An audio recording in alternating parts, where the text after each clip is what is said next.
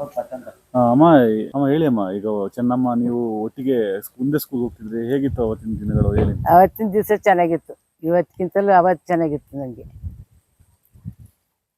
ಅವತ್ತಿನ ದಿನಗಳು ಏನೇನು ನೆನಪಾಗ್ತವೆ ನಿಮ್ಗೆ? ಅವತ್ತು ನೆನಪಾಗ್ತದ, ಆಟ ಆಡಿದ್ದು, ಸ್ಕೂಲ್ ಬರಕ್ಲೆಯಿಂದ ಅಥವಾ ಮರತೆ ಕೆಚ್ಚ ಬಂದಿದ್ದು, ನಾವು ಹುಡುಗರಾಟ ಆಗ ಮಾಡಿದ್ವಿ. ಚೆನ್ನಾಗಿತ್ತು ಅವತ್ತು, ಆ ವಾತಾವರಣ ಇದಕ್ಕಿಂತಲೂ ಚೆನ್ನಾಗಿತ್ತು ನನಗೆ ಆಗ.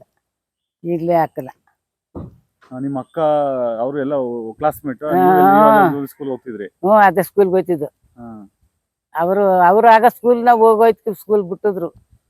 ಅವ್ರ ತಂಗಿಯರು ಬರೋರು, ಸುಶೀಲಪ್ಪ ಸುವರ್ಣ ಅವ್ರು ಬರೋರು. ನಾವು ಊಟಕ್ಕೆ ಹೋಗ್ಯವಲ್ಲ, ಊಟಕ್ಕೆ ಕರ್ಕೊಬೋಗಿ ಅಂತ ಕರ್ಕೊಂಡು ಕಳ್ಸಾರಲ್ಲ, ಊಟಕ್ಕೆ ಹೋಗ್ಯವಲ್ಲ, ಅಲ್ಲಿ ಆಟ ಆಡಿವ.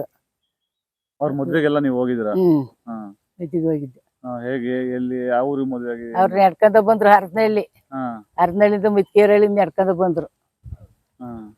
ಹಾಗೆ ಕಾರು ಬಸ್ಸು ಏನೂ ಇರ್ಲವಲ್ಲ, ನಡ್ಕೊಂಡ ಬಂದ್ರು. ನಾವು ಹೋಗಿದ್ದೆ, ಮದುವೆ ಎಲ್ಲ ಅಲ್ಲೇ ಇದ್ದೆ.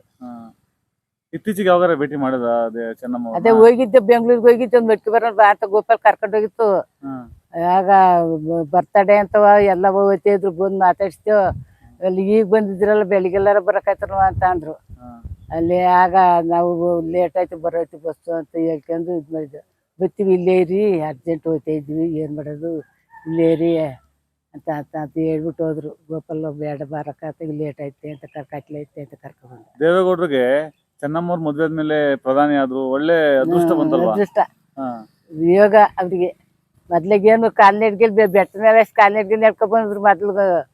ಈಗ ಅವ್ರು ಮದುವೆ ಆದ್ಮೇಲೆ ಈಗ ಬಂತು ಅವ್ರಿಗೆ ಪ್ರಧಾನಿ ಆದ್ರು. ಚೆನ್ನಮ್ಮ ದೈವ ಭಕ್ತರಲ್ವಾ ಜಾಸ್ತಿ? ದೇವ್ರ ಪೂಜೆಗೆ ಒಂದ್ 2 ಅಲ್ಲಿ ನಿಂತ್ಕೋಬೇಕಾಗಿತ್ತು ಅವ್ರಿಗೆ. ಸುಂಕ ಸಾಮಾನ್ ತಕೊಡಕ್ಕೆ ಪೂಜೆಗೆ ಅಷ್ಟು ಪೂಜೆ ಮಾಡೋರು. ನಾವು ಹೋಗಿದ್ದಷ್ಟು ಪೂಜೆ ಮಾಡಿ ಸ್ನಾನ ಮಾಡಿಸ್ಕೊಂಡು ಕರ್ಕೊಬಂದ್ರು. ಪೂಜೆ ಮಾಡ್ಕೊಂಡು ಎಲ್ಲಾನು ಇದ್ ಮಾಡ್ಕೊಂಡು 2 ಅಲ್ಲಿ ನಿಂತಿರೋರು. ಅಷ್ಟು ಪೂಜೆ, ದೇವ್ರ ಪೂಜೆ ಅಂದ್ರೆ.